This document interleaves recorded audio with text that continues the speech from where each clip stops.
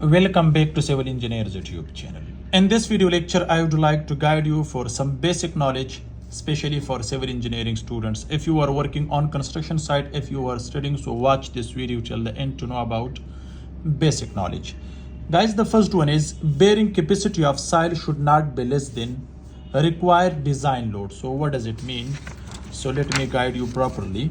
If you see guys, this is soil, natural surface level. The first of all, this is NSL, natural surface level. So here guys, you can see this is the soil. So when the load comes on the top of this soil, so the bearing capacity of the soil should be greater than its design load. What is design load? Design load mean structure load. Suppose I am designing a footing on the top of this, and this is the column. So you can see this is footing, this is other footing. So when the load comes on the top of this soil or on this foundation, so it should be support the structure load. So this is called, or suppose this is a beam or slab on the top of this, so this is load, or you can say design load. Suppose the design load is, for example,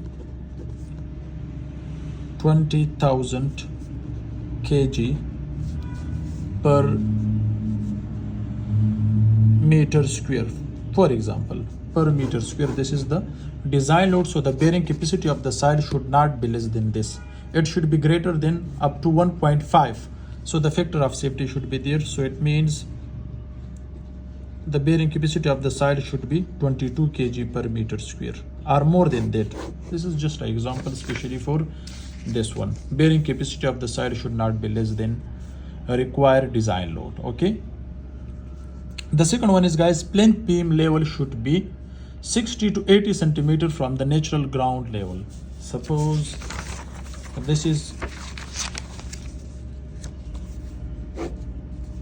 ground level. If you want to construct your house, so from the ground level or from the natural surface level, the plinth level on which we are making construction of the house, suppose this is plinth beam. Okay, this is plinth beam. So the plinth beam should be above from the ground level from 60 to 80 centimeter. If that is residential building or commercial building, or you can say plinth beam or the DPC level should be from 60 to 80 centimeter from the natural ground level. Otherwise you will face more problems, especially from the flood level. So therefore we are keeping this point. Next one, DPC, dam proof course. Concrete grade should be minimum M15 with minimum 1 inch thickness. Okay guys, you can see this is DPC, dam proof course. This thickness should not be less than 1 inch, and use M15 grade concrete where the ratio is 1 to 4. 1 part cement, 2 parts sand, 4 parts aggregate. Okay, so this is very important.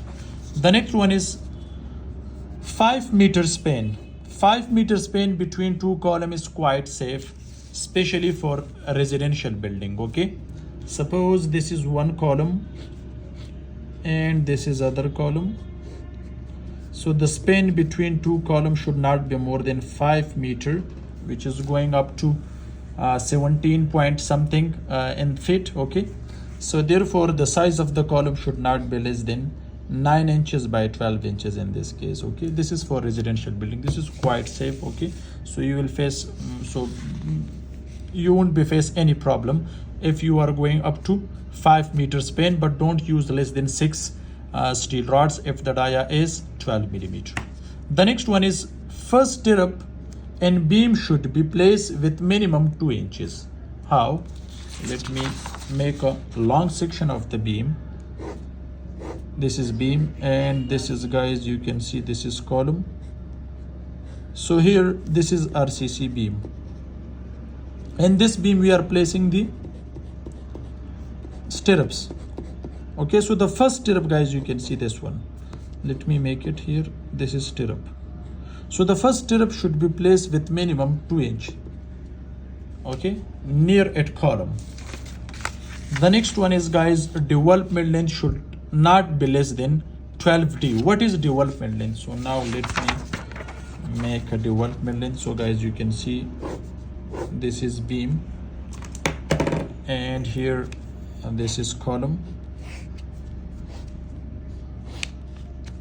Here guys, you can see this is steel reinforcement longitudinal bar, so this is going to the downward side, and this is bottom bar, it is going to the upward side. So this is called, guys, development length, this one.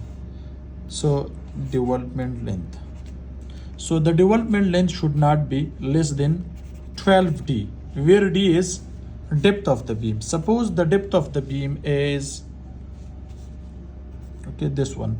So suppose the depth of the beam is 12 inches, okay. So if, sorry, not depth of the beam, sorry, depth, diameter of the, you can see, dia of the steel reinforcement. Suppose this is 12 millimeters, so 12 multiply 12, so this is about 144 millimeter. So you can say about 6 inches. So the development should not be less than this. The next one is, guys, which is in beam, crank bar or extra bar should be provided or placed at the distance of L/4. Guys, you can see here.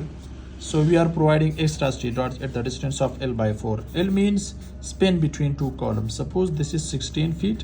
So at the distance of 4 feet, this is L/4. So L divided by 4 means 16 divided by 4. So here L/4 is 4 feet. So at the distance of 4 feet, you should provide crank bar or bent up bar to resist negative bending moment, which is very important, especially at the end of the beam, in RCC, beam, column, and also in slab. You should provide it, otherwise you will face more problems, because there we have more chances of cracks.